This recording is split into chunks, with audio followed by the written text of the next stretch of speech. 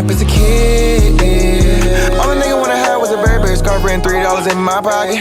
Instead I got beat with a switch, but I don't give a fuck, but it's on my body. Scars all up on me, but I run around from. All right, everybody. So another topic that I want to ask my guy NMD TV on is, what are 3 players for the Miami Hurricanes football program this year that will break out for the Hurricanes this season in 2020? 3 players that's going to break out, man. When you say break out, I think about, Miami's going to have a couple different players really step up. But I have a couple in mind. Let me think. First, I don't even have to think about my first one.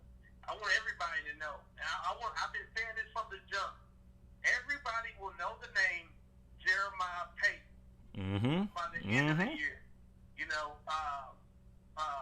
4-star wide receiver, redshirted last year, coming into this year. Miami got De'Aaron King, so they have a quarterback. Miami got a new offensive coordinator, Red Lastly, so they got an offense. I think Jeremiah Payton is a guy that a lot of people thought, including me, that he would have some time last year. He didn't get a lot of time. He showed a little bit of flashes, but he's tall, physical, and fast for his size. He's not like a mountain monster. I think he's about 6'6", but he's long and he uses his size well. I think he uses wingspan pretty well. Good catch radius, and I think next year, at the end of next year, everybody will be talking about Jeremiah Payton. Player number 2,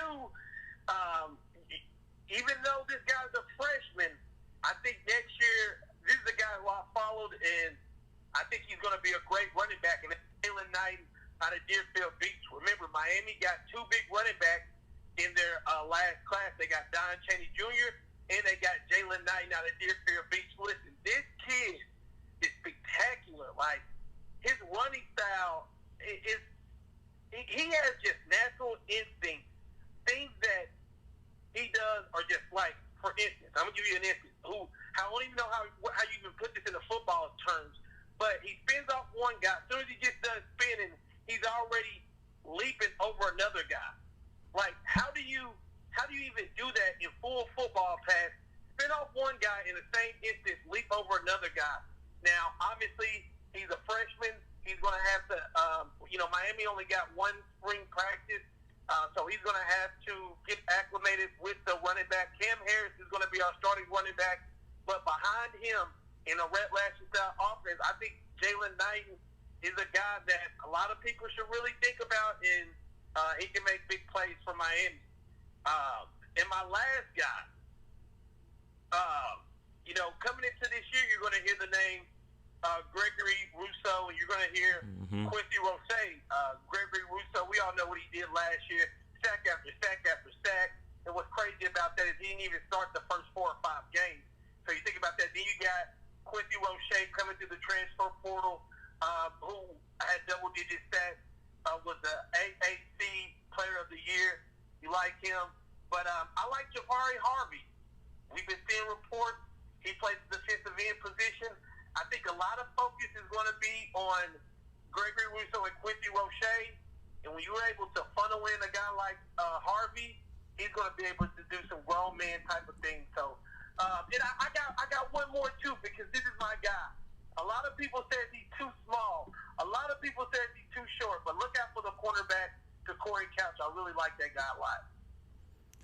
All right, everybody. So this is NMD TV on the line. Make sure that you guys go ahead and subscribe and check out his channels. He has 2 YouTube channels. He has NMD TV Canes, and he has his main channel, NMD TV. You guys make sure to go ahead and subscribe to both of those channels. The link to those will be down in the description and the YouTube comment section. And if you're listening to this on podcast format, then this will be in the show notes. So NMD TV, when we talk about Gregory Rousseau, is it fair to say that he has kind of already arrived? Because this is a guy who already has top 10 NFL projections on him, and he probably could declare as soon as next year's NFL draft. So, I mean, is it fair to say that he's kind of already arrived? Here's my thing to that. If he went to the NFL draft, I think he'd go first round. I think he could go first, top 10, top 15, but you never know what the scout, or you never know what coaches are thinking. So, but first round is something that I'm safe to say. I gotta see it again. Because here's my thing. He didn't start the first 4 games. I think a lot of people didn't have a lot of film on it, and it's easy for people to say, well, he was a one-hit wonder. If he comes back and he can be disruptive, and not just with sacks, but with pressures, with taking 2 or 3 guys to block him and let other players get sacked, I think then we can say he is arrived. So I think it just depends on who you are. What I can tell you is he is a humble beast. That's what I call him. He's a guy that everybody talks about. He just puts in work, puts in grind, and he lets it show on the field. And last year, he was unblockable. Was it a one-hit wonder? We'll find out this season. But I'll tell you one thing. We got some dogs. Miami has some dogs on that defensive line that if you do think you're just going to be able to block Russo with 2 guys, there's going to be other guys that have opportunities. But I always say, if JT, you're a football fanatic, you know this too. It's different when teams have a full offseason to watch film on you. Mm-hmm. Then, they can kind of cook up some things. So we'll definitely see. I myself, I don't think it was a one-hit wonder. But I understand if somebody wants to say, let's not crown them just yet. I totally understand that. And I can understand that too. And I tell people, a lot of people who like to say a team's going to have a full offseason to game plan for them, I normally say that, yeah, that may be true, but let's not act like the same player that they're going to be game planning from is going to be the same player from last year. Like, this guy could come back and be better. And like I told people, like, a good example of this, I tell people, a lot of people say the Ravens had a gimmicky offense last season. I say, look, just because defensive coordinators are game planning all off season for Lamar Jackson and this Ravens offense, just because you can game plan for it doesn't mean you're going to be able to stop it. Fact, and that's why I wanted to emphasize how hard of a worker he is, because he's going to continue to work hard and get better. And when I broke down the film, you can look at it on YouTube. I broke down Gregory Rousseau's film. A lot of his sacks came off of use of his body, like being able to, with one arm, power rush, and then sling a guy with the same arm, stab, then throw you down, all in one motion. That was amazing. And then hustling to the ball. At times, he didn't have a second or third pass rushing move. This offseason, if he gets a second, third move, get a little bit better with his hands, he really will be unstoppable, because last year, his size bothered everybody, and the coaching staff did a great job moving him around. So I agree with that. Coaches are going to have a good chance to game plan, but Gregory Rousseau is going to be a different player. And I saw film last year that I saw some opportunities that he can get better at, and if he does that, then wow. So what is your expectations for Gregory Rousseau? Give us a realistic stat line that you could see Gregory Rousseau putting up this season. I really don't have expectations sack-wise. I just think he's going to have to be disruptive. I think, anybody can look at it defensively and say, he only got 2 sacks. He's not good. But when you look at his film, did he force a holding call? Because to me, you force a holding call, that's like a sack.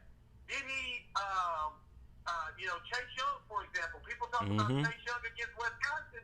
Then you look at the film, they got 3 players guarding the man.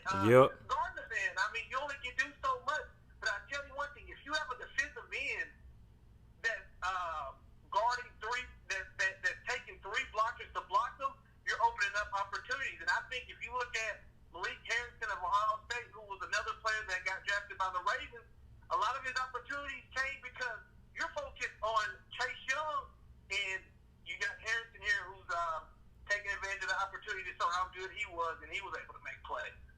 So I don't have a stat line. I just want to see, can he still be disruptive like he was last year, or will he disappear?